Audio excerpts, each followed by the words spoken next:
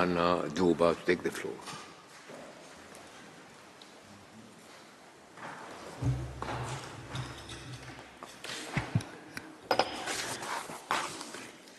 Mr. President, Madam Vice President, members of the court, I have the great honor of addressing this esteemed court on behalf of the people and government of Nepal.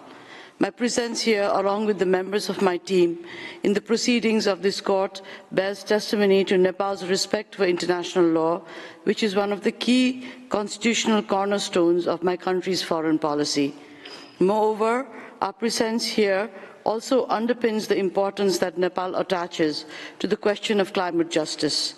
Thus, Nepal is participating in the proceedings of this august court for the first time today. Nepal's snow-clad mountains, the glorious Himalayas, serve as a natural climate stabilizer for planet Earth. The Himalayas are in fact the third pole and help maintain the health of the oceans. They serve as a heat sink. Moreover, the glaciers and the snow melt feed the rivers, sustaining vegetation, the ecosystem, and the lives of the people living downstream. A large percentage of humanity is dependent on these glacier and snow-fed rivers for their very survival. However, these majestic mountains are being plagued by scanty snowfall and fast melting permafrost in the recent times. This increasing barrenness is a barometer of the catastrophe we are facing today and the challenges we will be confronting in the future. Despite being a key positive contributor to climate balance, ecosystem maintenance, and the protection of biodiversity, Nepal's snow-clad mountains and glaciers are increasingly face jeopardies posed by accelerated global warming and the consequent climate change, even though our own carbon footprint has been and still is negligible. We are having to bear the brunt of the impacts of climate change in a very disproportionate manner. In fact, we are paying for a bad karma we did not create. Climate-induced disasters pose a significant threat to Nepal's development agenda. Not only do these disasters destroy and damage physical infrastructure and homes, they claim lives, uproot societies, and hinder the very realization of fundamental human rights of the Nepali people. Due to the geographical circumstances and the relatively low level of development, Nepal is especially affected by and particularly vulnerable to the adverse effects of climate change. As the 19th preambular paragraph of the UNCCC clearly states, developing countries with fragile mountainous ecosystems are particularly vulnerable to the adverse effects of climate change. Nepal's vulnerability is further worsened due to the elevation-dependent warming in higher altitudes. This has made the warming in Nepal's mountains even more than the global average. A report by ICIMOD found that the glaciers in the Hindu Kush Himalayan region could lose up to 80% of their current volume of snow by the end of the century if business as usual continues. The decline of ice cover and permafrost will cause more floods, landslides, and problems for infrastructure at high elevations. Alluding to Nepal's vulnerability, the Secretary General of the United Nations, Mr. Antonio Guterres, made the following remarks while addressing the Federal Parliament of Nepal in October 2023. I quote, "What is happening in this country as a result of climate change is an appalling injustice and a searing indictment of the fossil fuel age." End of quote. It is not just the loss of snow or erratic weather patterns that alarm us. What is more concerning is the harsh suffering that climate change has brought to the lives of the people. And this agony is even worse for women, youth, and children. Mr. President, members of the court, the vulnerabilities that I am talking of are not a matter of theoretical speculation or probability. These are sad realities for the Nepali people and their societies and for those who are victims of changing climate. This year alone, almost 300 citizens of my country have lost their lives due to floods and landslides. To cite just an example, The glacial lake outburst in Thame village in the Everest region of Nepal on the 16th of August 2024 swept away 17 houses and one school while displacing 135 households. Allow me to quote the words of Nima Sherpa, a local from the region, who says, "Thame was a beautiful village, home to many generations of Sherpa people and their families. These homes now lie buried under the debris. It is sad to see how the mountain communities are paying the price of the global climate crisis." End of quote. In addition, from 26th to 28th of September 2024, we faced a terrible tragedy induced by incessant and unprecedented rainfall, which claimed over 250 lives and damaged critical infrastructure. Moreover, these climate-induced disasters this year alone has caused economic losses of more than $1.3 billion to Nepal. The damage was mostly to infrastructure related to drinking water, road, energy, irrigation, and the loss of agricultural produce. Mr. President, what countries like Nepal are experiencing is gross injustice.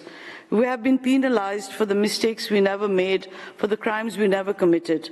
However, we have not given up hope or lost faith. We feel adding our voice to the global collective efforts will serve to overcome this existential crisis that humanity currently faces. It is with the hope for climate justice that Nepal attaches great importance to the international processes on climate change. Thus, we have remained fully committed to the global cause of climate action.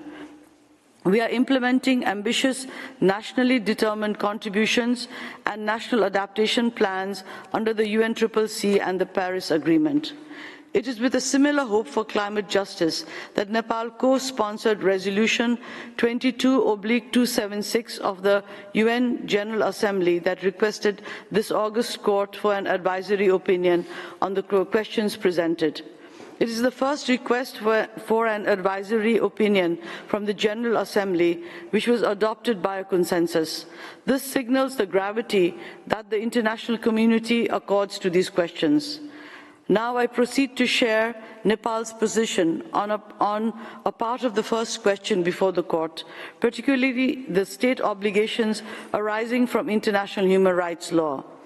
Climate change hinders the realization and the enjoyment of human rights, including the right to life, right to food, right to health, right to adequate housing, sanitation, and water. Moreover, it impacts the rights of women, children, and people with disabilities, as well as the cultural rights of minorities and indigenous communities. The international human rights regime governs particularly the relations between court and individuals, whereas the international environmental law deals with the relations among states. However, in Nepal's view, many vulnerable states are not able to meet the obligations under international human rights laws, as the actions and emissions arising from beyond their territory also have adverse effects on the specific human rights of their citizens. I would also like to stress that Nepal's views on environmental challenges through a human rights framework has been in place even before such issues gained international recognition. As shown by the Godavari marble quarry case of 1995, where the Supreme Court of Nepal upheld that clean and healthy environment is part of the right to life. Furthermore, the Constitution of Nepal 2015 guarantees that every person shall have the right to live in a clean and healthy environment as a fundamental right. Moreover, the constitutional guarantee of the right to life has been further reinforced by the jurisprudence of the Supreme Court of Nepal. However, to fully realize these obligations, we need material, technical, and financial support from the countries whose historic emissions have caused the crisis of anthropogenic climate change. This includes unhindered access to technology and the sharing of meteorological and glacial data. Nepal considers that the court's advisory opinion will contribute to clarifying the law, especially the obligations of the states regarding climate change and the rules governing the consequences of the violation of these obligations. Mr. President and members of the court, this concludes my remarks. Thank you for your attention. Now I would like to request you to please kindly invite Mr. Uday Raj Sapkota, Secretary of the Ministry of Law, Justice and Parliamentary Affairs of Nepal. He will submit Nepal's position on a few other aspects of the first question before the court. I thank you. I thank Her Excellency Arju Rana Duba. I now give the floor to Mr. Uday Rai Sapkota. You have the floor, sir. Thank you, Mr. President. Mr. President, members of the court, it is an honor to appear before you on behalf of Nepal. My submission will focus on the first question before this court. In answering the first question, the relevant legal framework comprises the international treaties in the field of climate change, such as UNFCCC and the Paris Agreement, international treaties regarding human rights and the rules of customary international law, particularly the duty of due diligence, principle of prevention of significant harms to the environment, and duty to cooperate and assist. First, let me speak on general obligation arising from international law, including customary international law. The general obligation to prevent significant transboundary environment harm is well-established rule in international law. This principle has been clarified by the court as well, including the jurisprudence of Corfu Channel case and the advisory opinion in legality of the threat of or use of nuclear weapons. This principle of prevention of transboundary harm is based on the concept of due diligence. As this court has expressed in the pulp mills case, the principle of prevention as a customary rule has its origin in the due diligence that is required of a state in its territory. As the court has noted, in the said case, such due diligence must be conducted by a state using all means at its disposal. During the current proceedings, we have heard some states questioning whether this obligation is pertinent to climate change or not. Nepal views that this obligation of due diligence applies equally in the context of climate change as well. What makes the preventive principle fundamental is that transcends specific factual context. As has been argued before the court last week, it cannot be that if isolated sources of transboundary pollution are unlawful, that the most widespread extreme forms such as GHG emissions are not. This should also be understood in the context that the countries responsible for greater amount of emission must take measures to prevent excessive greenhouse gas emissions being emitted from their territory. In this context, Nepal has repeatedly called on the high emitter and industrialized states for reducing their carbon emission.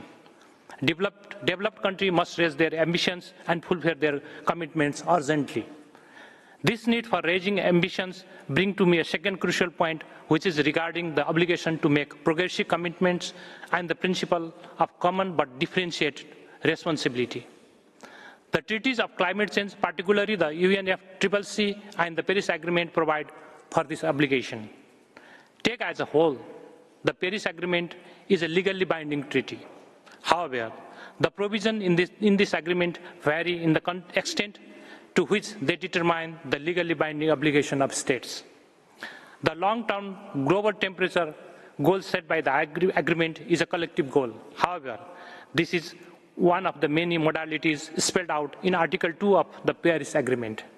Nepal submits that other modalities include climate adaptation, Article 2.1b, finance flows, Article 2.1c, technology transfer, Article 7.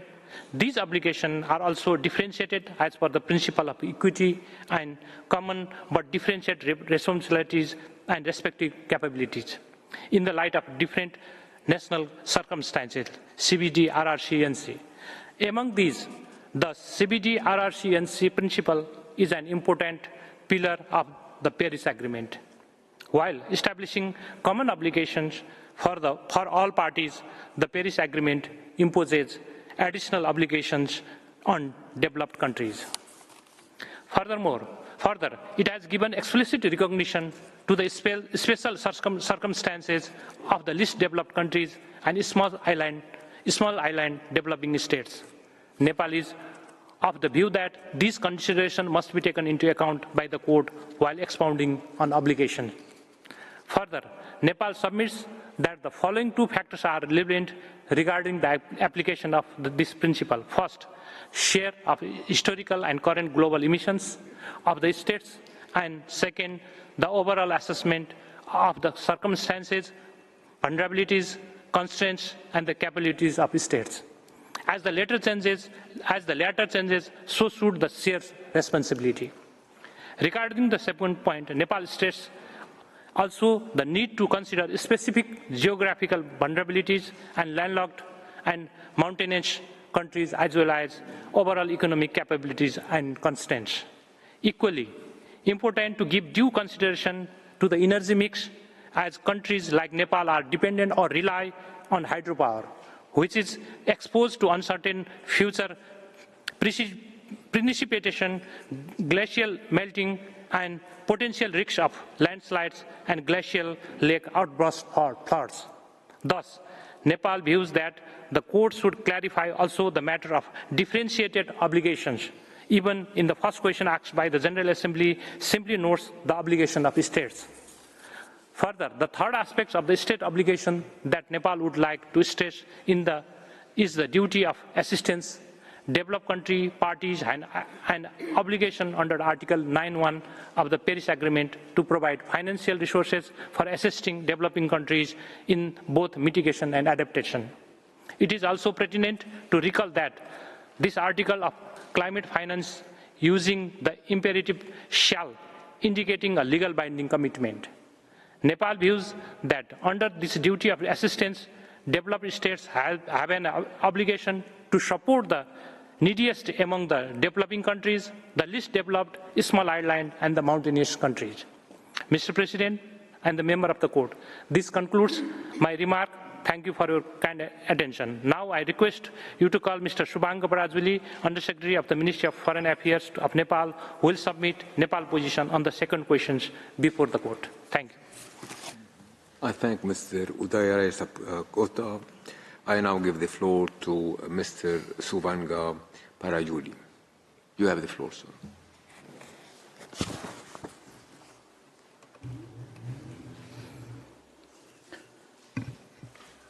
Mr. President, Madam Vice President, members of the court, I have the honor to continue the submission on behalf of Nepal. I would also like to take this opportunity to express our gratitude to the youth from all over the world who are critical movers behind these proceedings. With your permission, I now proceed to share Nepal's position on the second question regarding the legal consequences of the obligations. For brevity, my focus would be on the first part of the second question, the consequences with respect to the states injured or specially affected. Some states have characterized the climate crisis as nothing more than a sheer tragedy, where no specific responsibility can be assigned. This perspective persists despite clear scientific evidence identifying which countries have historically contributed the most to greenhouse gases emissions, documented proof of what those countries knew about the consequences of their actions, and when, and the undeniable harm climate change has caused, is causing, and will continue to cause. This harm affects individuals, communities, states, and their environments. To suggest that no international wrongs have occurred that would create an obligation to address these harms is, with all due respect, an untenable position. In Nepal's view, for answering the second question before this court, the customary international law on the responsibility of states is the relevant legal framework. In this regard, the law is generally reflected in the ILC's draft articles on the responsibility of states for internationally wrongful acts, 2001. As per the ILC articles, every internationally wrongful act by a state leads to the responsibility of that state. Further, two requirements must be met in order to constitute an internationally wrongful act. First, the conduct must be attributable to the state. Second, the conduct in question must constitute a breach of an international legal obligation. Given the diffuse nature of climate change, Nepal considers that question of attribution should look into legal responsibilities of developed countries that have historically contributed to emissions. This is an example of the composite breach as reflected in Article 15 of ILC's draft. Once the breach of obligation is determined, customary international law suggests the remedies, which include cessation of the wrongful act and full reparation.